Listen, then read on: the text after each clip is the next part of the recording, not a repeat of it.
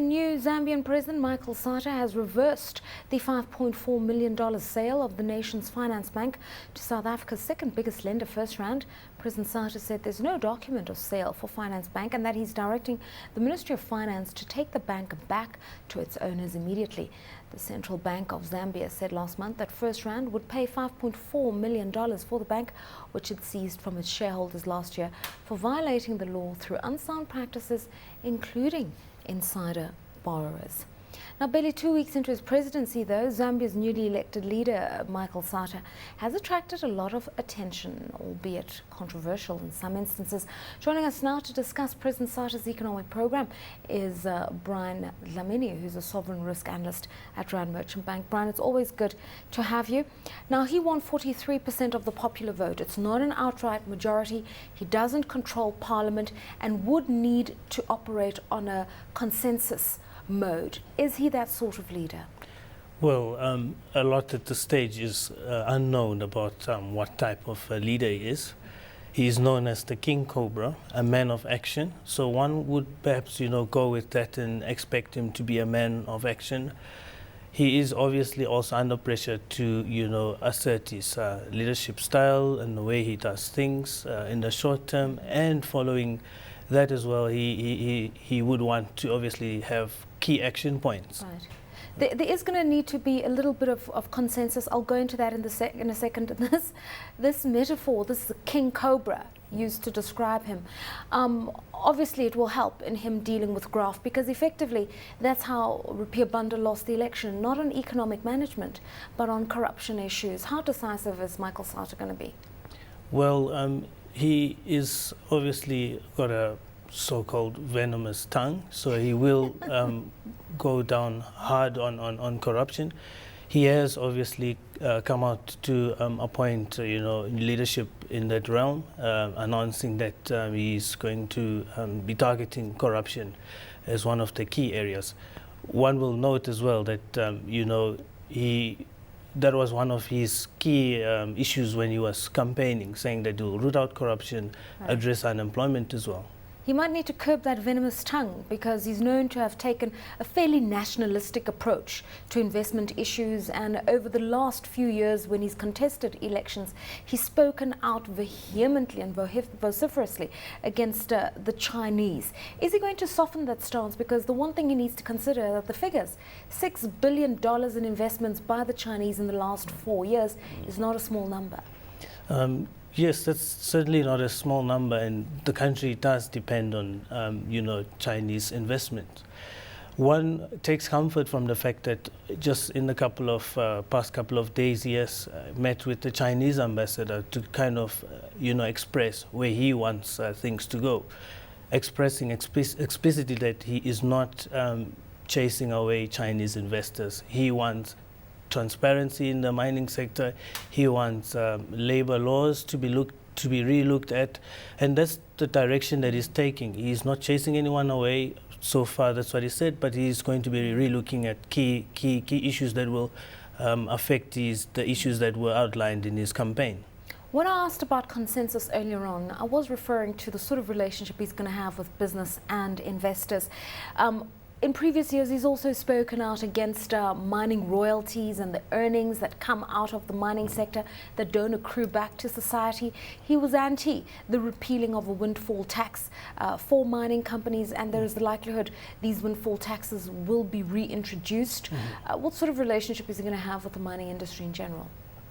Well, previously he has said that, he has felt that rather benefits from the copper sector have not trickled down to the layman. And then he's also outlined a key area being, transparency in that area. So one would expect that, going forward, he will maintain a pro-business friendly environment. However, transparency and a need to, be very clean in how, transactions are being concluded going forward. So that's where the focus will be going forward. To what extent is he a measured man, a man who calculates the costs, the benefits before he acts? Because there is a sense that revoking this transaction for Finance Bank and the sale by FirstRand South Africa was almost unilateral, that he hadn't thought it through, or has he? Any contract with any investor, I mean, if it's signed in the past, it's very hard to go back on, negotiated contracts. So going forward, that's where one can expect, any further changes. I mean, policy-wise, he will be obviously, as I mentioned, looking to address transparency and corruption issues. Under President Banda, the economy grew 7.6%, and there were visible changes socioeconomically. Hospitals were built, roads were built, schools were built, and in very small measure, unemployment started to be addressed. So these are the gains that he needs to build on. Will he build on that?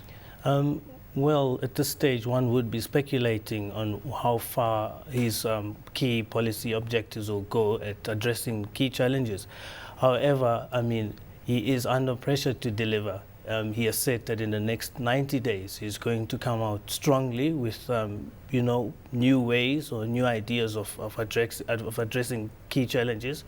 So one would have to, I think, adopt a wait-and-see attitude as to, where he'll be able to deliver. Ideologically, how left-leaning or conservative is he? Because we know that those who were really supporters of him are the youth, the unemployed, people in the informal sector. He's often seen as this champion of the downtrodden. So you'd expect him to be fairly left-leaning in his approach and to introduce things like higher taxes for the rich, a bit of a welfare state. Is that what we're likely to see? Well, he will be under pressure to deliver, meaning that there will be obviously some pressure on, the fiscal budget to deliver on those promises. And if one takes a step back, as you mentioned, I mean, he won because of the youth, so he has to reduce unemployment, and that has to be funded in various ways. He is going to also increase, subsidies. So mining taxes could be a source of funding going forward. He would look at other creative ways, diversifying the economy, getting money out of other areas to then, deliver on those key promises.